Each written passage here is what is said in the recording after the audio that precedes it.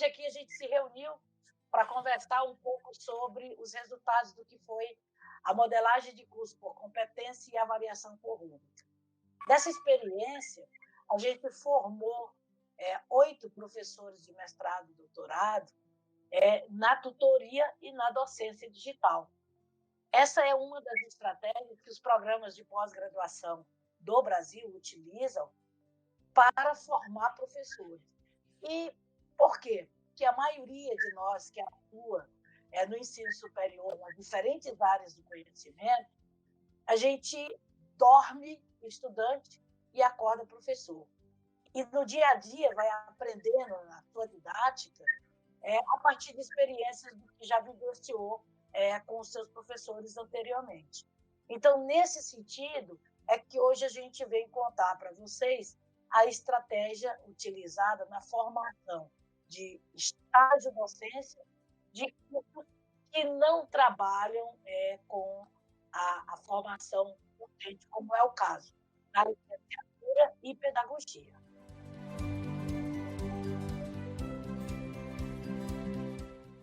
Se eu pudesse falar sobre alguma boa prática, eu acho que seria a oportunidade de formação como tutor seguida da aplicação prática. Ou seja, tivemos a oportunidade de desenvolver competências em relação à plataforma do ambiente virtual de aprendizagem, o Moodle, ao conteúdo do curso, as competências no ensino superior e avaliação por rúbricas, a ferramenta de avaliação, o Corrubric e a modalidade de ensino, o EAD.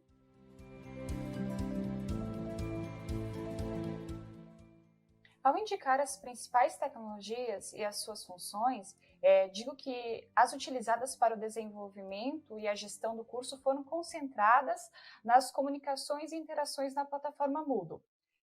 O acesso aos encontros síncronos via a RNP, que é a plataforma de videoconferência, e a Corrubric, que é a plataforma de rúbricas colaborativas.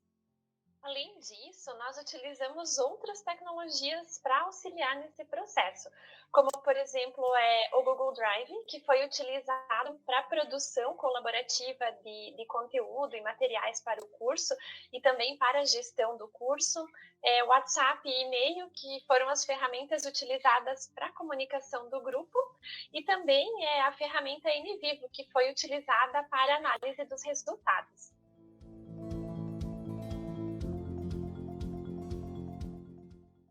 Ao promover a colaboração entre alunos e os tutores de estágio, distribuídos nos diferentes centros, destaco que as tecnologias possibilitaram o trabalho colaborativo entre esses membros da equipe pedagógica, que estão distribuídos em 2 grupos de alunos, um na Universidade Federal do Paraná, em Curitiba, e o outro na Universidade Federal do Ceará, em Fortaleza.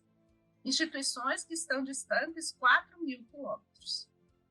As ferramentas digitais, nesse caso, atuaram como verdadeiras pontes construídas para compartilhar informações, documentos e materiais criados de uma forma colaborativa através das nuvens. Acrescento também que uma ação positiva foi a avaliação entre os pares realizada através da plataforma Corrubric. Também um exemplo de construção da avaliação de forma colaborativa.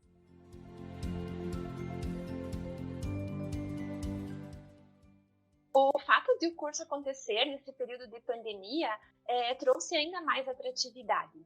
E o uso das tecnologias possibilitou que tanto o acompanhamento de nós tutores quanto a gestão do curso ocorresse de forma totalmente à distância. E assim acabou desenvolvendo tanto nos tutores quanto nos participantes do curso competências docentes digitais. Além disso, as tecnologias e o pensar científico nunca estiveram tão interrelacionados nessa perspectiva e necessidade de ensinar nesses tempos de reclusão social. Talvez seja um dos aspectos positivos a ser herdado no pós-pandemia, a reconexão e reafirmação do pensar em sala de aula, sob essa ótica da ciência e da informação juntas e indissociáveis. Essa plataforma surge como um modelo emergente de autonomia e aprendizagem.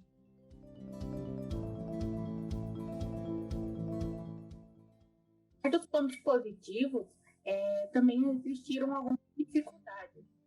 Como tutora, observei que muitos dos participantes dessa eles não possuíam facilidade ou familiaridade com as tecnologias utilizadas no curso, talvez por pertencerem a uma geração anterior à revolução digital. E por mais que a educação híbrida seja um método conhecido e aplicado, muitas instituições e professores, ela ainda precisa ser fortalecida, tanto no aspecto do ensino quanto da aprendizagem. Ainda com todo o suporte dos tutores e professores, o índice de desistência foi de 31%. Então, isso mostra a necessidade de se promover a capacitação dos docentes em recursos tecnológicos. Devido ao contexto da pandemia, muitos dos participantes não conseguiram realizar as atividades no dia a dia, o que prejudicou a avaliação entre pares e impossibilitou a realização da avaliação em 360 graus. Como aluno participante do curso, observei que o papel dos docentes e dos tutores foi bastante fundamental, para além da questão do conteúdo, mas também na orientação do uso da plataforma e das ferramentas. Desse modo, foi possível encaixar da melhor forma possível no cotidiano de nós participantes, dentro das diferentes realidades, das diferentes bagagens, para que nós pudéssemos alcançar os objetivos de aprendizagem estabelecidos na proposta do curso.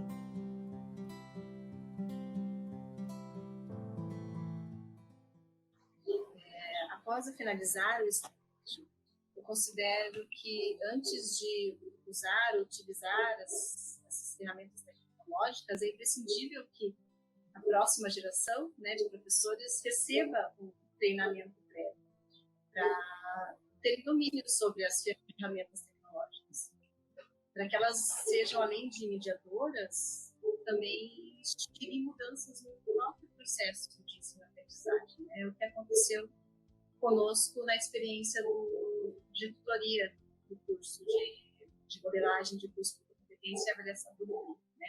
Inicialmente nos demandou maior tempo, dedicação, comprometimento, mas também permitiu que nós desenvolvêssemos competências digitais docentes, né? Nos tornaram mais resilientes, eu diria.